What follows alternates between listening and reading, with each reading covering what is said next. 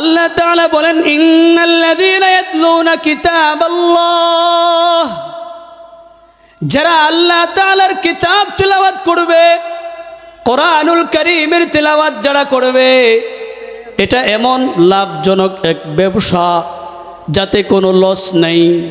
প্রত্যেকটা অক্ষরেই আল্লাহ তাআলা নেকি দান করবেন, প্রতিটা অক্ষরেই আল্লাহ তাআলা সওয়াব দিবেন। কমাস কম যদি ওযু ছাড়া স্বাভাবিক অবস্থায় পড়ে তাহলে কমাস কম 10 নেকি, আর যদি বান্দা ওযুর সাথে পড়ে তাহলে 25 থেকে 27 নেকি দান করবেন। প্রতিটা অক্ষরের বিনিময়ে আল্লাহ তাআলা সওয়াব দিবেন। কোরআনুল হাকিমের তিলাওয়াতের ব্যবসা এটা এমন একটা ব্যবসা যে ব্যবসা করলে কোনো লস নাই। নামাজের মধ্যে যদি কেহ কোরআন তিলাওয়াত করে তাহলে প্রতিটা অক্ষরে কমাস কম আল্লাহ তাআলা 100 নেকি দান করবেন। সুবহানাল্লাহ। وقال النبي صلى الله عليه وسلم من قرأ القرآن وعمل بما فيه ألبس والداه تاجا يوم القيامة أو كما قال النبي عليه الصلاة والسلام اللهم صل على محمد وعلى آل محمد كما صليت على إبراهيم وعلى آل إبراهيم إنك حميد مجيد اللهم بارك على محمد وعلى آل محمد كما باركت على إبراهيم وعلى آل إبراهيم إنك حميد مجيد بلغ العلا بكماله كشف الدجى بجماله حسنت جميع خصاله صلوا عليه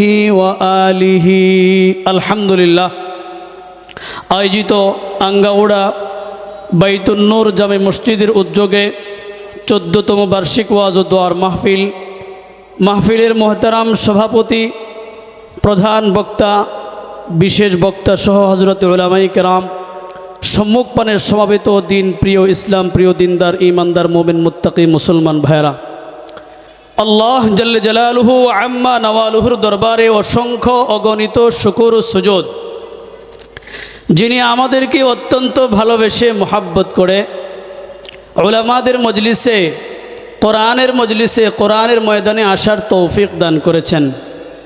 এজন্য দিল থেকে কালিমাতুশ শুকুর আদায় করি। সবাই মিলে বলি আলহামদুলিল্লাহ। উলামাদের মজলিসে বসা আমাদের জন্য জরুরি।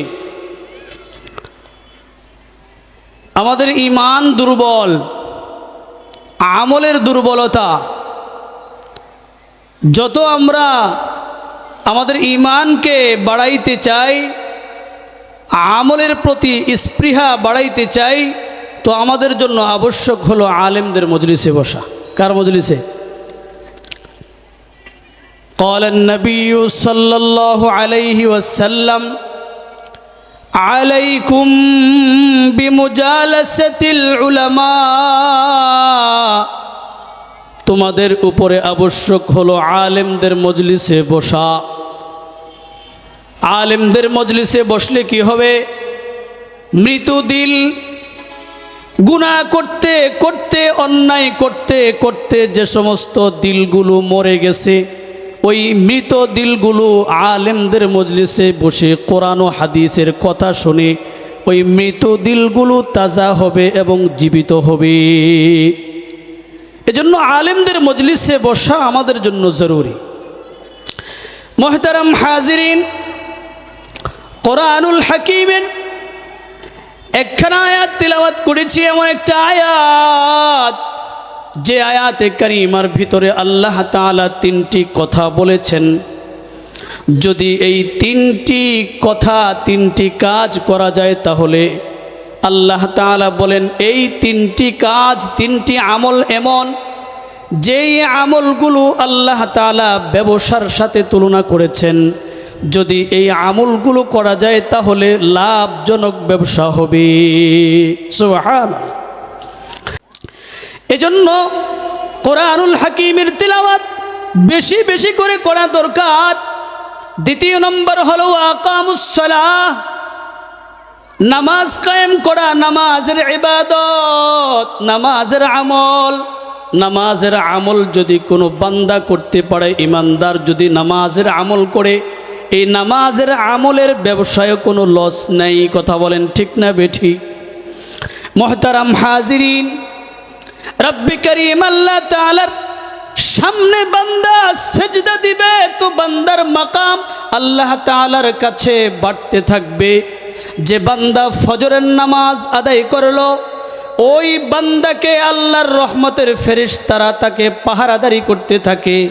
বান্দা যদি বাজারে যায়, হাটে যায়, রাস্তায় যায়, তার কর্মে যায়, কৃষক তার কৃষিকাজে যায়, ব্যবসায়ী তার ব্যবসায় যায়, যে যেখানেই যাক না কেন আল্লাহ তাআলার রহমতের ফেরেশতারা নামাজি বান্দার পিছনে তারা পাহারাদারি করতে থাকে, তাদের জন্য ক্ষমায়ে মাগফিরাত করতে থাকে।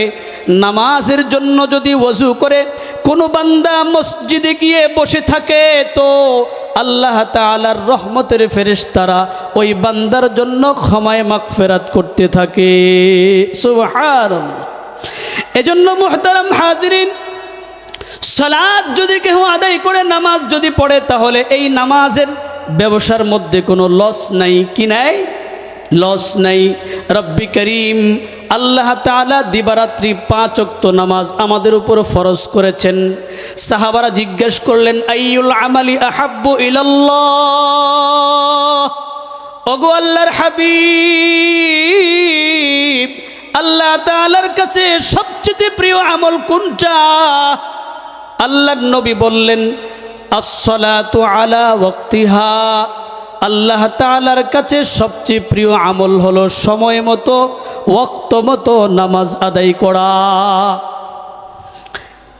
নামাজ না পড়লে সেক্ষেত্রে ওয়াঈদ হিসাবে আল্লাহর নবী কয়, মান তারাকাস সালাতা মুতাআম্মিদান ফাকাদ কাফারা জিহারা, যে ব্যক্তি ইচ্ছাপূর্বক নামাজ ছেড়ে দিবে সে সুস্পষ্ট কুফরি করে বসলো। তাহলে মুহতারাম হাজিরিন, নামে মাত্র মুসলমান, মুসলমানের খাতায় আমাদের নাম আছে, বছরান্তে ঈদের জামাতেও যাই, কোরবানিও করি, এমনিভাবে আমরা মুসলমানদের শিআর ইসলাম যেগুলো আছে বড় বড় অনুষ্ঠানে আমরা শরীক হই। কিন্তু আল্লাহর নবী কয়, বান্দা যদি নামাজ না পড়ে তো এই বান্দাটা কুফরি করে বসলো। আল্লাহর নবী বলে, মান তারাকাস সালাতা মুতাআম্মিদান ফাকাদ কাফার, যে ব্যক্তি ইচ্ছাপূর্বক নামাজ ছেড়ে দিল সে কুফরি করে বসলো। আল্লাহ তাআলা আমাদেরকে কুফরির বদ আমল থেকে হেফাজত করুক, নামাজের হেফাজত করার তৌফিক দান করুক, বলেন আমিন। মুহতারাম হাজিরিন, দ্বিতীয় নম্বর আমল হলো আল্লাহর দেওয়া মাল, আল্লাহর দেওয়া জান আল্লাহর রাস্তায় খরচ করা। আনফিকু মিম্মা রাযাকনাকুম সিররাও ওয়া আলানিয়া, আল্লাহ তাআলা যেই সম্পদ তোমাকে দিয়েছে, তুমি যেই সম্পদ উপার্জন করেছো, আল্লাহ তাআলা যেই সম্পদ উপার্জন করার ক্ষমতা তোমাকে দিয়েছে, শক্তি তোমাকে দিয়েছে। অনেকে বলে যে আমি কষ্ট করে টাকা উপার্জন করেছি, কিন্তু আল্লাহ কয় তুই কষ্ট করেছিস, তোকে দেহ দিয়েছে কে? আমি আল্লাহ দিয়েছি। তোকে হাত দিয়েছে কে? আল্লাহ দিয়েছে। চোখ দিয়েছে কে? মেধা দিয়েছে কে? তোকে পা দিয়েছে কে? আল্লাহ তাআলা দিয়েছেন। আল্লাহর দেওয়া জান, আল্লাহর দেওয়া মাল, আল্লাহর রাস্তায় খরচ করা, এটা এমন একটা ব্যবসা যেই ব্যবসায় কোনো লস নাই। মুহতারাম হাজিরিন, তিলাওয়াতকৃত আয়াতে আল্লাহ তাআলা বলেন, ইন্নাল্লাযীনা ইয়াতলুনা কিতাবাল্লাহি ওয়া আকামুস সালাতা ওয়া আনফাকু মিম্মা রাযাকনাহুম সিররান ওয়া আলানিয়াতান ইয়ারজুনা তিজারাতান লান তাবুর। নিশ্চয় যারা কোরআনুল হাকিমের তিলাওয়াত করবে, কোরআন যারা পড়বে, কোরআনের সাথে যারা লেগে থাকবে, তাদের দাম বাড়তে থাকবে। কথা বলেন ঠিক না বেঠিক? কোরআনের সাথে যারা সম্পৃক্ত থাকবে তাদের মূল্যায়ন বাড়তে থাকবে, তাদের দাম বাড়বে। আমাদের ঘরে সোফা আছে, আমাদের ঘরে দামি দামি কাঠের তৈরি অনেক রকমারি ফার্নিচার আছে, কত পা লেগে যায়, কত লাথি মেরি, কত অসম্মান এগুলোকে আমরা করি। কিন্তু দেখা যায় কোরআন 250 বা 300 টাকা দামের এক কাঠের রেহালের সঙ্গে কোরআন লেগে যাওয়ার কারণে সেই রেহালের মর্যাদা কোরআনের বরকতে বেড়ে গেছে। ঠিক না বেঠি? মোহতারাম হাজিরিন, আমরা কাপড় গায়ে দেই, এই কাপড়ে কত ময়লা লাগে, কিন্তু এই কাপড়টা যখন গিলাফ হিসাবে কোরআনের সাথে লাগে, তো এই কোরআনের সাথে কাপড় লাগার কারণে গিলাফ হিসাবে সেটার মূল্য বেড়ে গেছে। ঠিক কিনা জোরে খন? এমনিভাবে মোহতারাম হাজিরিন, কোরআন যার সাথে লাগবে, যে কোরআনের সাথে থাকবে, তার মাকাম বেড়ে যাবে। আকায়ে নামদার তাজদার মদিনা সৈয়দুল মুরসালিন সাল্লাল্লাহু আলাইহি ওয়াসাল্লামের মাকাম আর মর্যাদা বেড়ে গেছে কোরআনের কারণে। শ্রেষ্ঠ নবী হয়ে গেছেন আল্লাহ তাআলা আমার আপনার নবী মুহাম্মাদুর রাসূলুল্লাহ সাল্লাল্লাহু আলাইহি ওয়াসাল্লামের উপরে কোরআন নাজিল করেছেন, এজন্য নবীর মর্যাদা বেড়ে গেছে। আমার ভাইয়েরা, এমনিভাবে নবীর উপরে কোরআন নাজিল হয়েছে।